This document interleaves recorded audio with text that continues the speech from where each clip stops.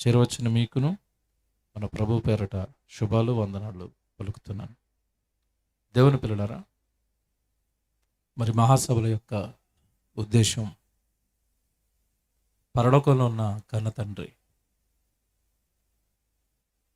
66 పుస్తకాలుగా మహాజ్ఞాన గ్రంథం బైబిలును మన చేతుల్లో పెట్టి ఆ బైబిలులో ఉన్న మాటల ద్వారా పరలోకంలో ఉన్న ఆయన మనస్సు మనకు చెప్పాలి అని ఆశపడ్డాడు. వేల రూపాయలు ఖర్చు పెట్టి సహోదరులు ఏర్పాటు చేసిన ఈ సభల యొక్క ముఖ్య ఉద్దేశం ఏంటంటే, ఈ 3 రోజులు మరి మంచి దైవజనులను మా మధ్యలోనికి పిలిపించి వారి ద్వారా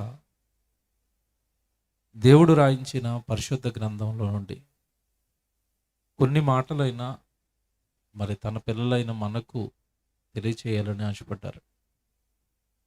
దేవుని పిల్లలారా, బైబిల్ను రాయించి దేవుడు మన చేతిలో పెట్టిన ప్రధాన ఉద్దేశం, పరలోకంలో ఉన్న దేవుడు మనకు తండ్రి అయితే, భూమి మీద ఉన్న మనం ఆయన పిల్లలమైతే, ఆయన పిల్లలమైన మనం ఆయనకు అనుకూలంగా ఆయన బ్రతకమన్నట్టుగా ఆయన ఆలోచనలకు దగ్గరగా మనం బ్రతకాలి అన్న ఉద్దేశంతో దేవుడు బైబిల్ను రాయించాడు. కానీ ఈరోజు బైబిల్ యొక్క దేవుడు రాయించిన ఉద్దేశం ప్రజల మధ్య నెరవేరిందే అంటే నెరవేరలేదు. కేవలం బైబిల్ అనేసరికి ఇంట్లో నలుగురు ఉంటే నలుగురు చేతుల్లోనూ బైబిల్ ఉంటుంది. కానీ బైబిల్లో ఉన్న సంగతులు ఎంతవరకు చదువుతున్నారు, ఎంతవరకు నేర్చుకుంటున్నారు, ఎంతవరకు పాటిస్తున్నారు అన్నది ప్రశ్న. బైబిల్ అనేసరికి ఏదో ఆదివారం గుడికి పట్టుకుని వెళ్ళే పుస్తకంగా, రాత్రి పడుకునే ముందు మరి తల దగ్గర పెట్టుకునే పుస్తకంగా, హాస్పిటల్లో ఉన్నప్పుడు ధైర్యం కొరకు మరి బెడ్ మీద పెట్టుకుని చదువుకునే పుస్తకంగా, ఇలా బైబిల్ మిగిలిపోయిందే తప్ప బైబిల్ అనేది పరలోకంలో ఉన్న దేవుడు తన మనస్సును చెప్పటానికి తన మనసంతా అందులో రాయించాడు అని దివారాత్రముడు దానిని ధ్యానిస్తూ దేవుడు మనసును అర్థం చేసుకోవాలి అని బైబిల్ మీద ఆసక్తి కలిగిన వారు, కానీ బైబిలును బాగా పఠించి ధ్యానించి దాని ప్రకారం బ్రతకాలని ఆశపడేవారు కానీ తగ్గిపోతున్న కాలం ఇది. బైబిల్ మీద ఆశ తగ్గుతున్న కాలం. బైబిల్లో ఉన్న వాక్యాల మీద, బైబిల్లో ఉన్న దేవుడి మాటల మీద ఆసక్తి కోల్పోతున్న జనాంగం. దేవుని పిల్లలారా, ఈరోజు తొలి పలుకులుగా ఒక సందర్భాన్ని బైబిల్లో జ్ఞాపకం చేస్తాం. దేవుడు తన కష్టం, తన శ్రమ, ఈ భూమి మీద మనుషులకి ఇస్తున్న ఈ జన్మ పట్ల ఉన్న ఉన్నతమైన ఉద్దేశాలు అన్నీ కూడా బైబిల్లో రాయించాడు. ఈ జీవితం ఎంత గొప్పదో, ఈ జీవితాన్ని ఇవ్వడానికి దేవుడు ఎంత కష్టపడ్డాడో మనుషులు అర్థం చేసుకున్నప్పుడు, ఆలోచించినప్పుడు, మన కళ్ళ ముందు జరుగుతున్న కొన్ని సంఘటనలను మన ముందు పెట్టి దేవుడు తన కష్టాన్ని చెప్పాలనుకున్నాడు. ఈ భూమి మీద మనిషి జన్మ పేరుతో ఈ లోకానికి వచ్చాడు, మరణం పేరుతో ఈ లోకాన్ని విడిచి వెళ్ళిపోతున్నాడు. మధ్యలో ఉన్నదే జీవితం అనుకున్నాడు. ఈ 60-70 ఏళ్ళు ఈ లోకాన్ని ఎలా అనుభవించాలి, ఈ 60-70 ఏళ్ళు ఈ లోకంలో ఏం తినాలి, ఏం త్రాగాలి, ఏమి సంపాదించాలి, వీటి గురించి ఆలోచించాడే తప్ప ఈ జన్మ ఎవరిచ్చారు, నన్ను ఎవరు పుట్టించారు, నేను ఎలా బ్రతకాలి, నన్ను పుట్టించిన వారు ఎవరైనా ఉంటే ఆయన ఏమైనా నా జీవితం పట్ల ఆశలు కలలు కన్నాడా అని ఈ జీవితాన్ని ఇచ్చిన దేవుని పట్ల ఆశలు కలిగి, జీవితాన్ని ఇచ్చిన దేవుడు ఆలోచనలు గుర్తెరగాలి అని ఆశపడేవారు తగ్గిపోతున్న కాలం వండిది. పేరుకు బైబిల్ చేతుల్లో ఉంది, కానీ ఆ బైబిల్లో ఉన్న వాక్యాలు అర్థం చేసుకుని ఆయన ఇష్టాన్ని నెరవేర్చాలి అని ఆలోచించేవారు తగ్గిపోతున్న కాలం. దేవుని పిల్లలారా, ఈరోజు మనం ఈ కుర్చీలో కూర్చున్నాం, సభా ప్రాంగణంలో, దేవుడి సన్నిధిలో. రేపు కూర్చుంటామన్న గ్యారంటీ లేదు. ఈ వారం బ్రతికిన మనం వచ్చే వారం బ్రతుకుతామన్న గ్యారంటీ లేదు. ఎందుకంటే మరణం అనేక రూపాల్లో మనిషిని వెంటాడుతుంది. రోగాల రూపంలో, ప్రమాదాల రూపంలో, ప్రకృతి విపత్తుల రూపంలో మరణం మనిషిని వెంటాడుతున్నప్పుడు నేను దేవుడికి ఇష్టడుగా బ్రతుకుతున్నానా? నా జీవితంలో ఏమైనా లోపాలు ఉన్నాయా? అసలు ఈ బ్రతికిచ్చిన దేవుడు నా బ్రతుకు ఎలా బ్రతకాలని దేవుడు కలలకన్నాడు అని దేవుడిని అడిగి ఆయన మాటల ప్రకారం బ్రతకటానికి ఏమంటే ఈరోజు మనుషులలో ఎవ్వరికి ఆ మనసు అనేది కనపడటం లేదండి. ఈ లోకాన్ని చూస్తున్నారు, ఈ లోకంలో ఉన్న మనుషులను చూస్తున్నారు.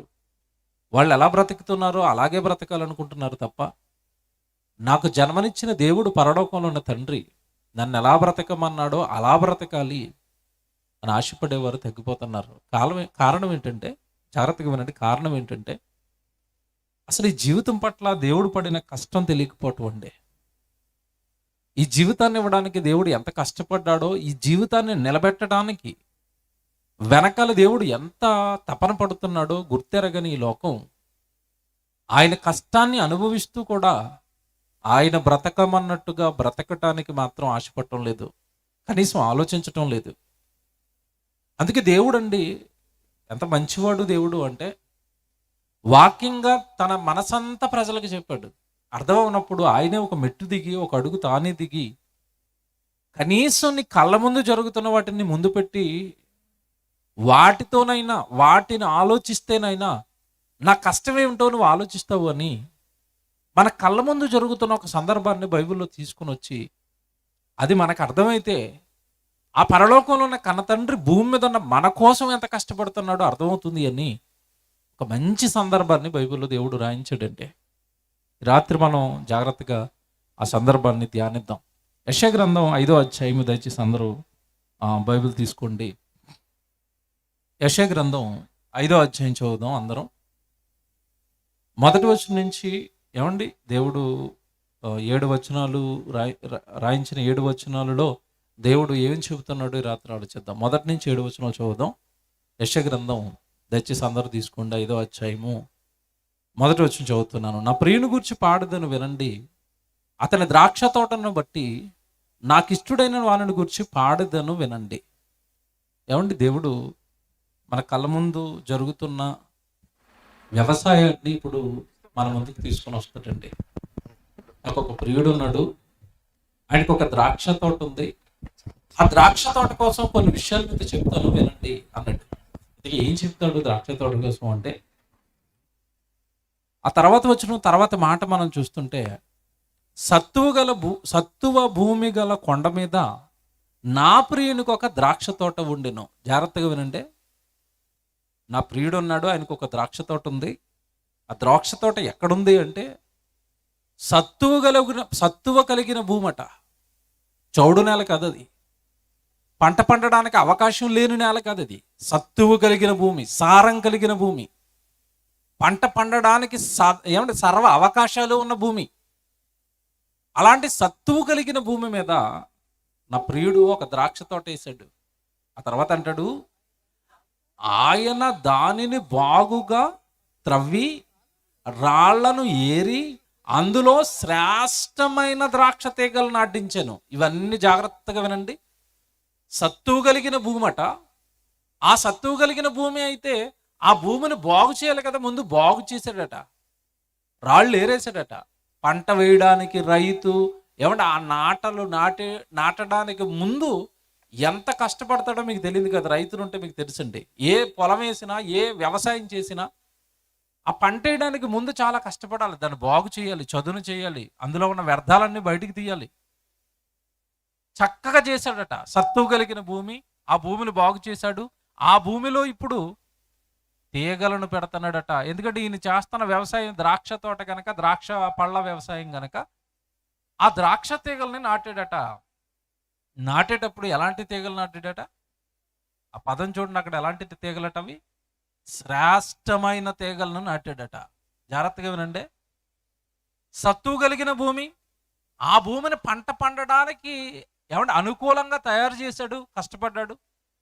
ఆ తర్వాత అందులో విత్తనాలు వేసేటప్పుడు ఎలాంటి విత్తనాలు పడితే అలాంటి విత్తనాలు వేయటం లేదు అక్కడ.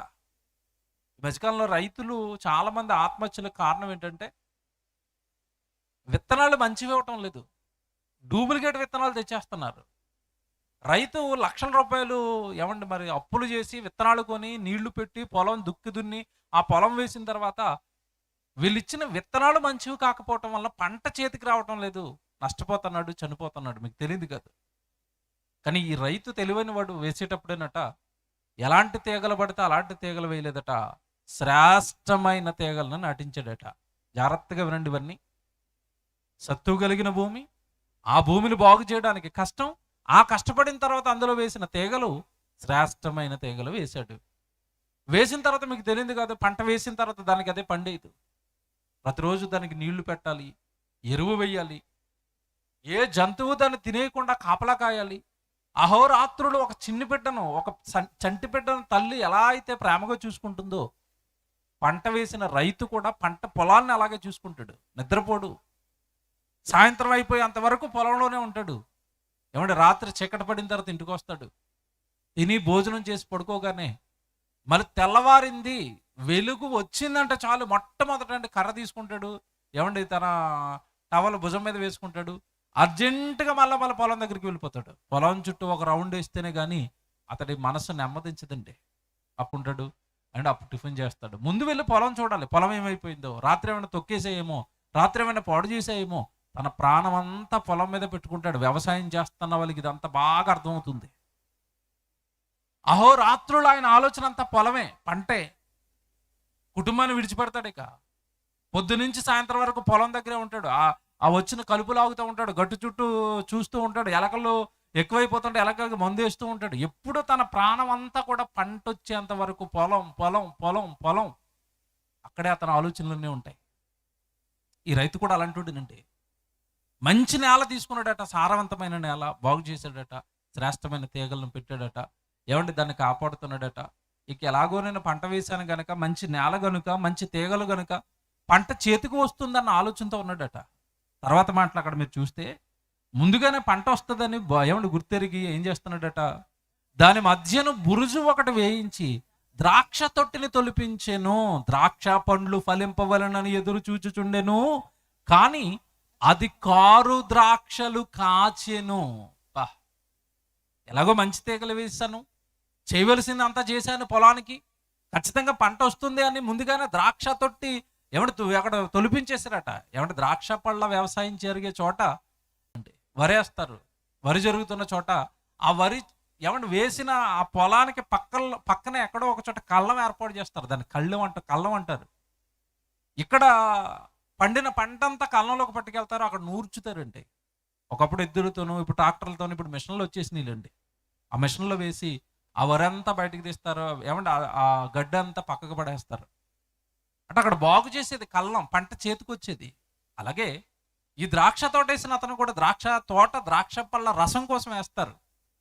ఎలాగో ద్రాక్ష తోట వేసాను మంచి పళ్ళు వచ్చేస్తాయని ఆ రసాన్ని తీసే ద్రాక్ష పళ్ళ నుండి ద్రాక్ష రసాన్ని సేకరించే బురుజు ఒకటి అక్కడ మధ్యలో నాటించేసాడట.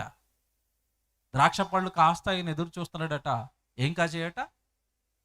కారు ద్రాక్షలు కాచేయట. కారు ద్రాక్ష అంటే అర్థం ఏంటి? చేదు, తినడానికి పనికిరాదు, తినలేము. ఒకటి కాదు, రెండు కాదు, మొత్తం వేసిన పంటంతా కూడా, పొలం అంతా కూడా, తీగలన్నీ కూడా కారు ద్రాక్షలే కాచేయట. ఏది పనికిరాని పంట పండిందట. పంట పండకుండా ఉండలేదు అక్కడ. ద్రాక్ష పళ్ళు కాయలేదంటలేదు దేవుడు, కాచేయట. కాచిన పళ్ళన్నీ కూడానట పనికిరానివట, తినడానికి పనికిరావట, ఆ ద్రాక్ష పళ్ళ రసం త్రాగడానికి పనికిరాదట, కారు ద్రాక్షలట, చేదువట. ఎవడైనా నిజంగా ఆ పొలం కోసం కష్టపడ్డ రైతు గుండె పగిలిపోయింది. పంట కోసం ఎదురు చూసిన తర్వాత 6 నెలల తర్వాత, 7 నెలల తర్వాత, 8 నెలల తర్వాత, లేదా సంవత్సరం తర్వాత పంట కోసం ఎదురు చూస్తే వచ్చిన పంటను బట్టండి గుండె పగిలిపోయింది. చాలా బాధపడ్డాడు. బాధపడి ఇప్పుడు పంట విషయంలో ఒక ఆలోచన చేస్తున్నాడు. ఇప్పుడు జాగ్రత్తగా కిందకి చదవండి, 5వ వచనం. కావున యెరూషలేము నివాసులారా, యోధావారులారా, నా ద్రాక్ష తోట విషయమై నాకు న్యాయము తీర్చవలనని మిమ్మల్ని వేడుకొనుచున్నాను. నేను నా ద్రాక్ష తోటకు చేసిన దానికంటే మరేమి దానికి చేయగలను? ఇప్పుడు మనుషుల దగ్గరికి వచ్చాడు. మనుషులారా నాకు న్యాయం చెప్పండి, నేను ఈ పంట కోసం ఇంతగా కష్టపడ్డాను కదా, వ్యవసాయం చేశాను కదా, రాత్రి పగలు దీని చుట్టే తిరిగాను కదా, నీళ్లు పెట్టాను కదా, ఎరువేశాను కదా. అలాగని ఆ కారు ద్రాక్షలు కాయడానికి నేనేమైనా లోపమా, నేనేమైనా తక్కువ చేశానా ఆ పంట కంటే? నేను తక్కువ చేసింది ఏమి లేదే, నేను చాలా చేశానే. సత్తువు కలిగిన నేల ఎంచుకున్నానే, ఎక్కడ పడితే అక్కడ పంట వేయలేదే.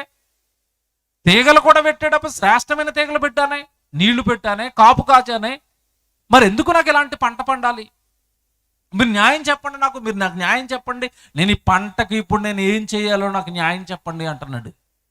నేను మిమ్మల్ని అడుగుతున్నాను, ఒకవేళ రైతు అంత కష్టపడి పండించిన తర్వాత కారు ద్రాక్షలు పనికిరాని పంట పండింది, ఇప్పుడు రైతు ఏం చేయాలని మిమ్మల్ని అడిగాను అనుకోండి, మీరు ఏమంటారు చెప్పండి? మీరేమంటారు? అవునండి, పనికిరాని పంట ఎందుకండి, తినడానికి పనికిరాని పంట ఎందుకండి, నాశనం చేయవలసిందే, కాల్చేయవలసిందే, అంతే కదండి. పంట పనికిరానప్పుడు రైతు ఏం చేస్తాడు? కాల్చేస్తాడు. ఇప్పుడు మీరు కూడా ఆన్సర్ చెప్తారు కదా. ఆ రోజు వాళ్ళని అడుగుతున్నాడు, యోధా మనుషులారా, ఇజ్రాయేల్ ప్రజలారా, ఇదిగో నేను ఈ పంటకు నేను ఏం చేయాలో నాకు మీరు న్యాయం చెప్పండి. ఈరోజు మనల్ని అడుగుతున్నాడు. మనం అయితే ఏం చెప్తామండి? 100కి 100% ఆ రైతుకి ఆ పంటను కాల్చేయడానికి సర్వాధికారాలు, హక్కులు ఉన్నాయా? ఉన్నాయి. మన కడుపు కూడా మండిపోతూ ఉంటుంది.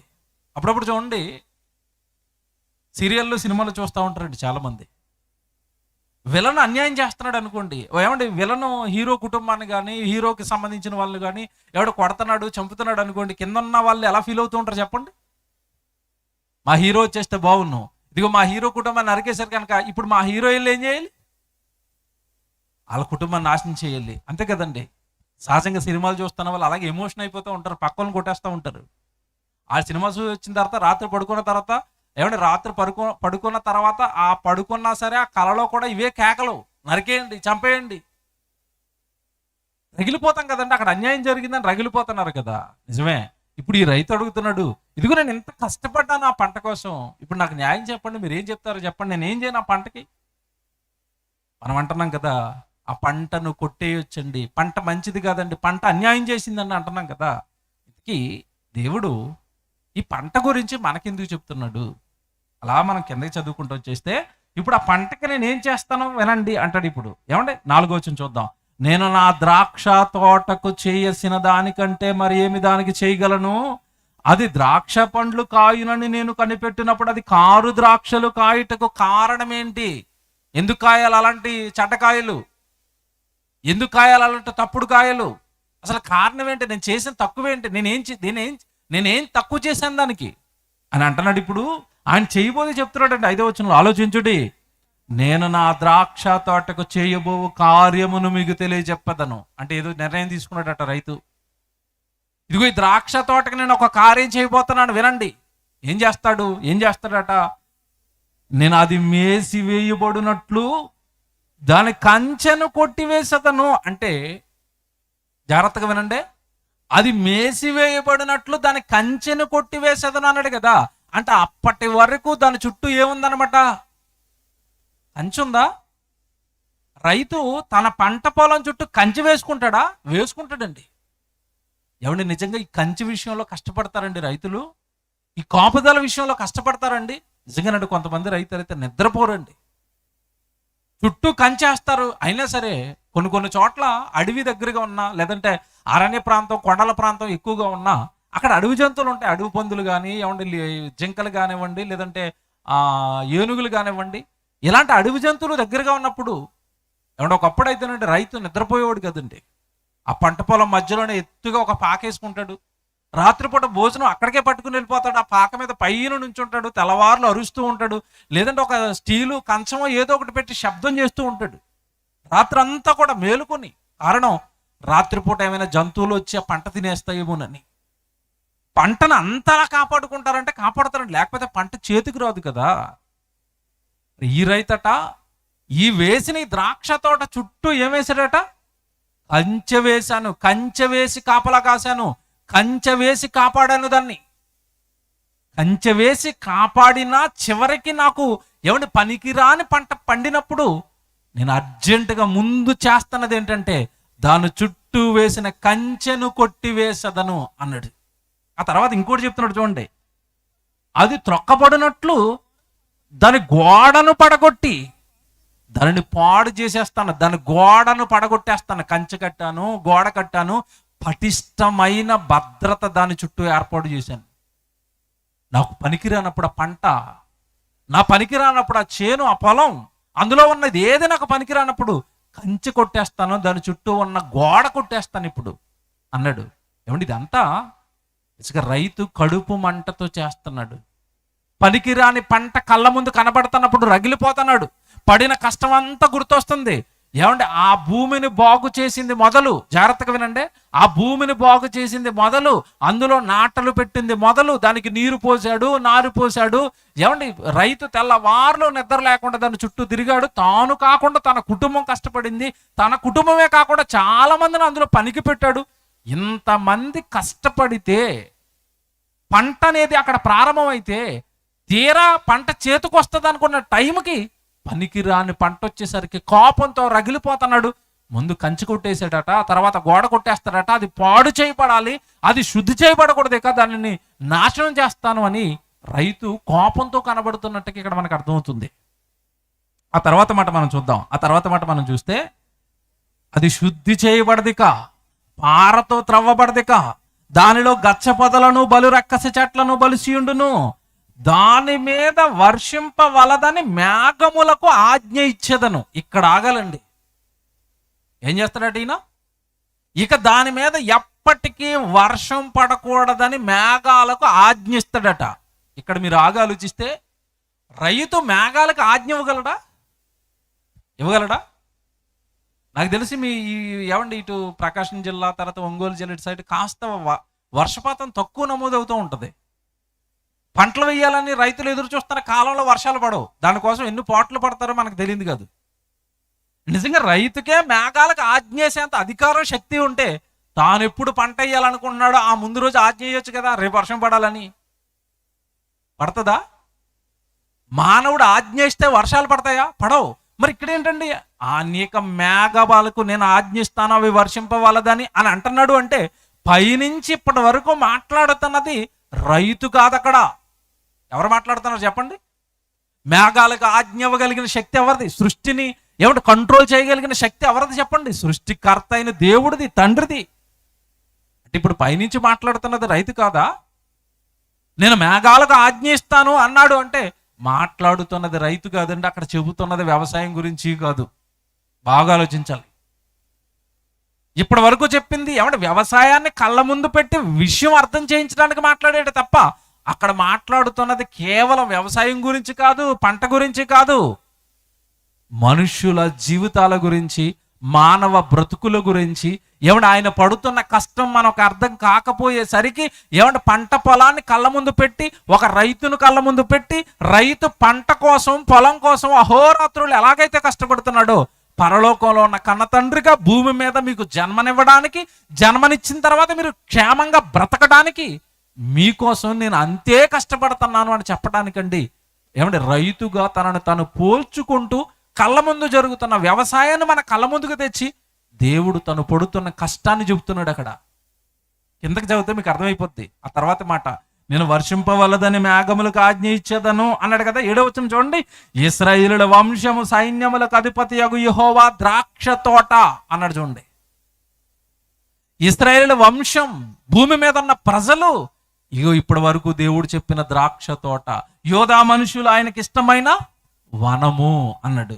అంటే ఇప్పటి వరకు చెప్పింది ద్రాక్ష తోట కోసం కాదట, ద్రాక్ష తోట కోసం రైతు పడే కష్టాన్ని కళ్ళ ముందు పెట్టాడు. ఎందుకంటే మీరు రోజు వ్యవసాయం చేస్తారు కదా, మీరు వ్యవసాయం కోసం కష్టపడుతున్నారు కదా, మీరు పంటను పండించడానికి మీరు పడుతున్న కష్టాలేంటో, మీరు చేస్తున్న త్యాగాలేంటో మీకు తెలుసు కదా.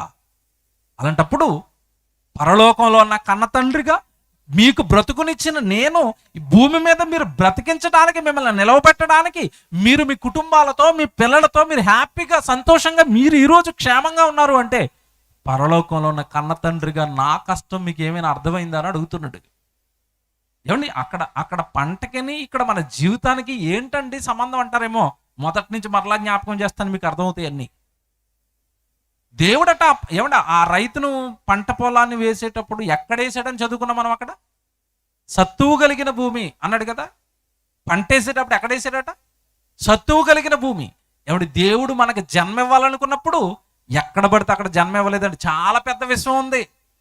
ఈ భూగోళంతో పాటు చాలా గోళాలు ఉన్నాయి. చంద్రుడు ఉన్నాడు, సూర్యుడు ఉన్నాడు, బుధుడు ఉన్నాడు, గురుడు ఉన్నాడు.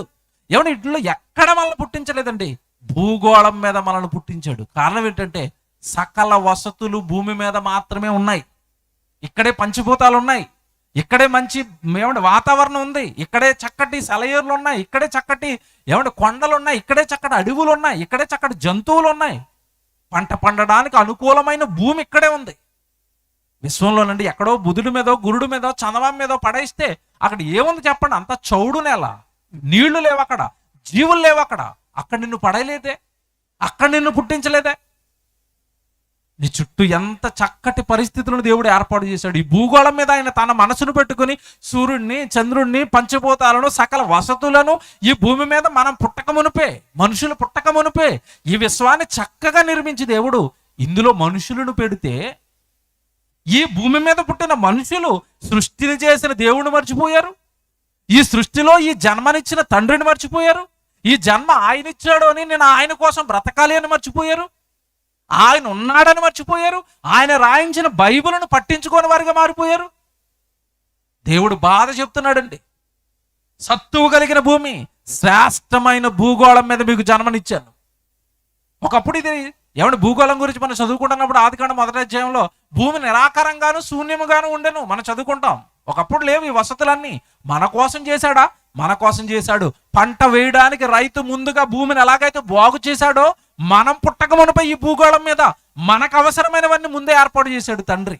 ఆయన కష్టం ఎవరండి ఈరోజు జ్ఞాపకం చేసుకుంటున్నారు? ఆయన చేసినవన్నీ తింటున్నారు, ఆయన చేసినవన్నీ త్రాగుతున్నారు, ఆయన చేసినవన్నీ అనుభవిస్తున్నారు.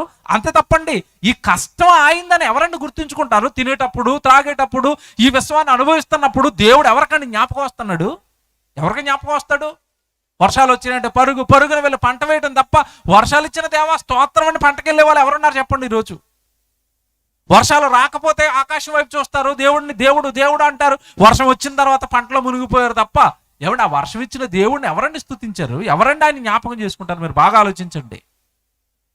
సత్తువు కలిగిన భూమి, ఆ భూమి మీద పంట వేసేటప్పుడట శ్రేష్టమైన తీగలు నాటాడట. ఏమంటే ఈ భూగోళంలో మనకి జన్మనిచ్చేటప్పుడు దేవుడండి చక్కటి శ్రేష్టమైన జన్మ ఇచ్చాడు. దేవుడు నరులను యథార్థవంతులుగా పుట్టించాడు అని మనం చదువుకుంటాం.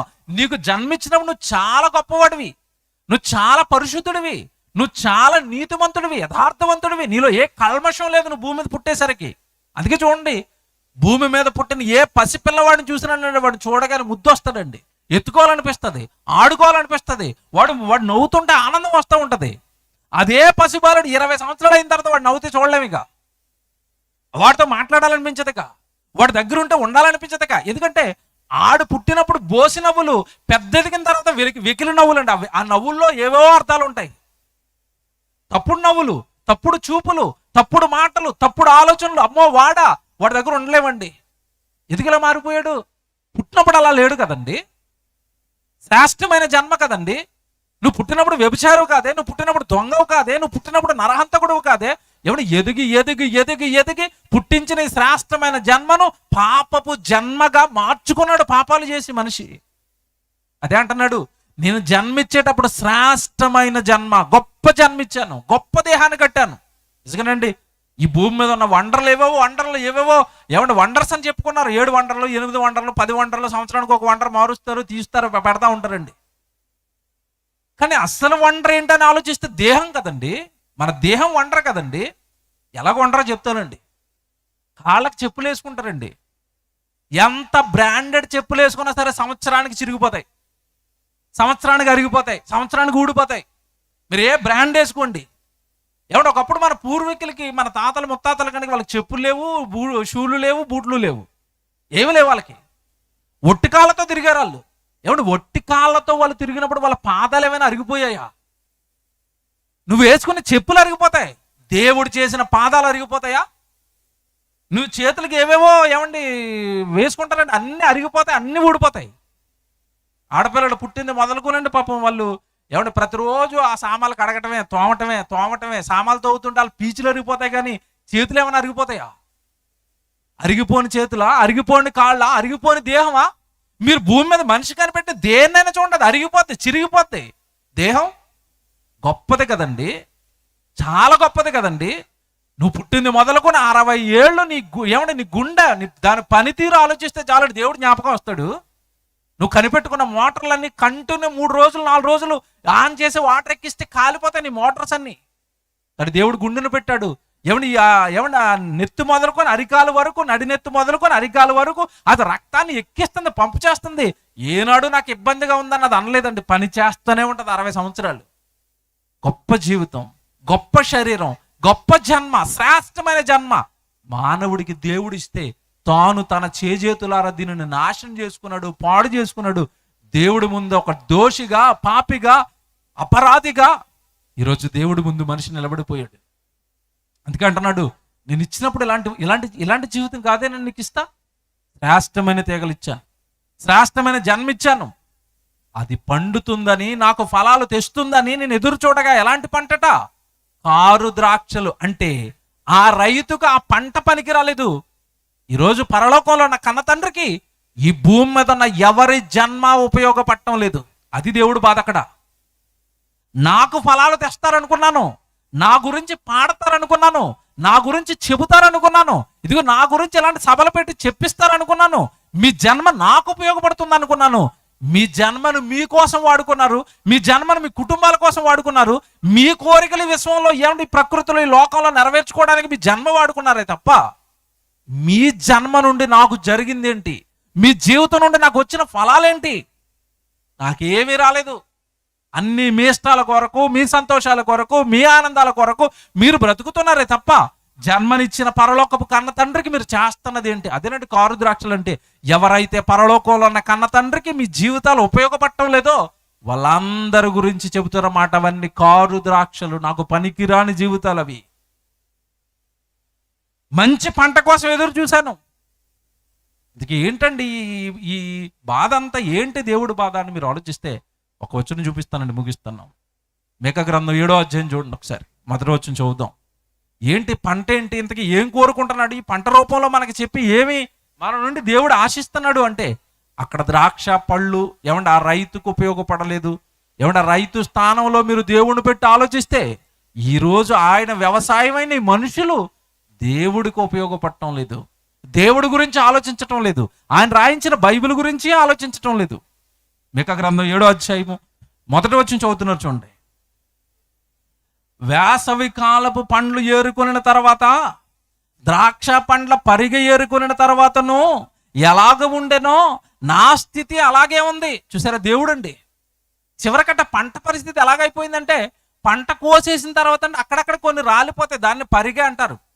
దేవుడు కూడా ధర్మశాస్త్రంలో నాయన నువ్వు పండిన పంట అంతా నువ్వు పట్టుకెళ్ళిపోవద్దు నాయన, అక్కడక్కడ కొంచెం వదిలేసేయని చెప్పాడు. బీదలు ఎవరైనా ఉంటే, ఆకలితో ఉన్న వాళ్ళు ఎవరైనా ఉంటే ఆ పంట ఏరుకుంటారు నాయన అని వాళ్ళకు ఒక ఆజ్ఞ ఇచ్చాడు ధర్మశాస్త్రంలో.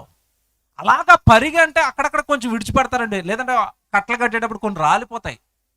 ఆ రాలిపోయిన దాన్నే పరిగె అంటారు. ఎవరైనా బీదవారు ఉంటే ఆ వ్యవసాయం అంతా అయిపోయిన తర్వాత ఆ చేలోకి వెళ్ళి ఏరుకుంటారండి. ఇప్పుడు దేవుడి పరిస్థితి ఎలా ఉందంటే పంట అంతా పట్టుకుపోయారట, చివరికి పరిగైనా మిగులుతుందంటే పరిగె కూడా లేదట. అంటే అర్థం ఏంటంటే అసలు నాకు ఉపయోగపడే పంటే నాకు కనపడటం లేదు, నాకు ఉపయోగపడే మనుషులే నాకు కనపడటం లేదు. ఇందుకే అలా కింద చదువుకుంటూ వస్తే ఎంత మంచి మాటలు మాట్లాడతాడు అంటే, నా ప్రాణమునికి ఇష్టమైన ఒక కొత్త అంజూరపు పండైనను లేకపోయేను, భక్తుడు దేశములో లేకపోయేను. ఇదండి దేవుడు బాధ. దేశం ఉంది, దేశం నిండా జనం ఉన్నారు, కానీ ఆ దేశంలో ఎవరు లేరట? భక్తుడు లేడు. పొలం నిండా పంట ఉంది, కానీ ఏ కాయలవి, ఏ ద్రాక్ష పళ్ళు కాసేయట? కారు ద్రాక్షలు, తినడానికి పనికిరాని ద్రాక్షలు. ఇప్పుడు దేవుడు బాధ ఏంటంటే లోకంలో ప్రజలున్నారు, లోకంలో మనుషులు ఉన్నారు, కానీ దేశంలో ఎవరు లేరు అంటున్నాడు? భక్తుడు లేడు. ఏమంటే దేశంలో రాజకీయ నాయకులు ఉన్నారు, దేశంలో యాక్టర్లు ఉన్నారు, దేశంలో డాక్టర్లు ఉన్నారు, దేశంలో వ్యాపారులు ఉన్నారు, దేశంలో రైతులు ఉన్నారు, దేశంలో భర్తలు ఉన్నారు, దేశంలో భార్యలు ఉన్నారు, దేశంలో పిల్లలు ఉన్నారు, దేశంలో తల్లిదండ్రులు ఉన్నారు, దేశంలో భక్తుడు లేడు. ఇదేంటండి వీళ్ళందరూ భక్తులు కాదా? భక్తులు కాదా? భక్తుడు అనగానే ఏమర్థమేం చెప్పండి? భక్తుడు అంటే మనం ఎలా ఫీల్ అయ్యామంటే ఇంతకాలం ఎవడు బాప్తీసం తీసుకుని ఆదివారం గుడికి వెళ్ళి వచ్చేస్తే భక్తులమే అనుకుంటున్నాం. మరి సోమవారం ఏం చేస్తారు, మంగళవారం ఏం చేస్తారు? అసలు మీ జీవితకాలంలో దేవుడికి మీరు చేస్తున్నది ఏంటి? ఏం చేసి దేవుడికి ఉపయోగపడుతున్నావు?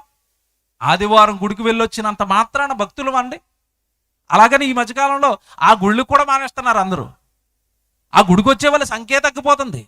అసలు సరిగా గుడికే రానప్పుడు అసలు మన భక్తులమా? బాగా ఆలోచించండి. భక్తుడు అంటే అబ్రహాం భక్తుడు. అబ్రహాము భక్తుడు అని దేవుడు ఎందుకు అన్నాడు అంటే అబ్రహాము జీవితం అంతా దేవుడి కోసం ఉపయోగపడింది. యాకోబు భక్తుడు, ఎటు వెళ్ళమంటే అటు వెళ్ళాడు, ఏం చేయమంటే అది చేశాడు. ఒక ఇస్సాకు భక్తుడు, ఒక పౌలు గారు భక్తుడు. వీళ్ళంటి భక్తులు అంటే నా మట్టుకైతే బ్రతుకుట క్రీస్తే, చావైతే లాభం. బ్రతికితే క్రీస్తు కోసం బ్రతుకుతాను, చనిపోతే నేను ఆయన దగ్గరికి వెళ్ళిపోతాను. వాళ్ళండి భక్తులు అంటే. నిజంగా ఈరోజు ఈ మాటలు విన్న మనం కాస్త మీరు మనసు పెట్టి ఆలోచించండి. మన జన్మ ఎంతవరకు దేవుడికి ఉపయోగపడుతుంది? అసలు దేశంలో నాకు భక్తుడే లేడంటున్నాడు ఆయన. ఎవరికి ఇష్టానుసారం. ఏమంటే ఇప్పుడు రైతులు ఉన్నారనుకోండి, వాళ్ళ జీవితం అంతా నాకు పంట పంట పంట. వ్యాపారులు ఉన్నారు, నాకు వ్యాపారం వ్యాపారం. ఇంక దేవుడు లేడా వాళ్ళ జీవితంలో? లేడు. భార్య ఉంది, ఇంకా నా భర్తే నా జీవితం అంటుంది. భర్త భర్త కుటుంబం భర్త. మరి నిన్ను పుట్టించిన దేవుడు? ఇటు భర్త ఉన్నాడు, ఇటు పిల్లలు ఉద్యోగం, ఇటు పిల్లలు ఉద్యోగం, నా భార్య నా కుటుంబం అంటున్నాడు. మరి దేవుడు? రాజకీయ నాయకులు రాజకీయాలలో, రైతులు ఏమండి రైతులు వ్యవసాయంలో, ఎవరి పనుల్లో వాళ్ళు ఉంటే దేవుడి కోసం బ్రతికేవాడేడి? దేశంలో మనుషులు ఉన్నారు, దేశంలో ప్రజలు ఉన్నారు, దేశంలో ఎవరి పాత్రలు వాళ్ళు బాగా పోషిస్తున్నారు. భక్తుడిగా పాత్ర పోషించేవాడు ఎక్కడా? నేను అబ్రహాము దేవుడను, ఇస్సాకు దేవుడను, యాకోబు దేవుడను అనిపించుకుంటాను. నేను అలా అనిపించుకోవడానికి నేను సిగ్గుపడిన కారణం ఏంటంటే వాళ్ళు నేను ఎలా బ్రతకమంటే అలా బ్రతికారు, నేను ఏం చేయమంటే అవి చేశారు. ఈరోజు మన పరిస్థితి ఏంటి బాగా ఆలోచించండి. సరిగా గుడికి రాము, సరిగా బైబిల్ చదవము, ఏమంటే ఇలాంటి సభలు జరుగుతున్నాయి, ఏమంటే సరిగా వచ్చేవారు లేరు, చేసేవారు లేరు, వెళ్ళేవారు లేరు, ఇచ్చేవారు లేరు. ఏమంటే ఈరోజు భక్తి అనేసి ఏమంటే ఎలా సన్నగిల్లిపోయిందో మీకు తెలియదు కదండి. భక్తి సన్నగిల్లిపోతున్న రోజులు ఇవి. అసలు భక్తులను చూద్దామంటే కనబడని రోజులు ఇవి. మనకు దేవుని పిల్లలారా, దేవుడు బాధ ఒకటేనండి. ఆయన కష్టం రైతు రూపంలో చెప్తేనైనా అర్థమవుతుందేమోనని. నీ జన్మ కోసం నేను చాలా కష్టపడ్డాను ఆయన. ఓ పదం ప్రయోగించాడు కింద, నేను ఆ పొలం చుట్టూ కంచె వేశాను అన్నాడు. ఏమంటే ఈరోజు మన చుట్టూ కూడా కంచె ఉంది. ఆ కంచె తెగ్గొట్టాడా భూమి మీద మనం ఇక కనపడవండి. ఆయన కృపతో, ఆయన తోడుతో మన చుట్టూ కంచె వేసి మనల్ని నిలబెడుతున్నాడు. ఈరోజు మీరు క్షేమంగా ఈ కుర్చీలో ప్రాణాలతో కూర్చున్నారు అంటే కరోనా కాలంలో లక్షల మంది ఏమంటే అధికారులు చచ్చిపోయారు, డబ్బులున్న వాళ్ళు చచ్చిపోయారు, ధనం ఉన్న వాళ్ళు చచ్చిపోయారు. మనం మిగిలిపోయామంటే మనం ఏదో ఆరోగ్యవంతులు అనో, మనం ఏదో గొప్ప వాళ్ళమనో కాదు.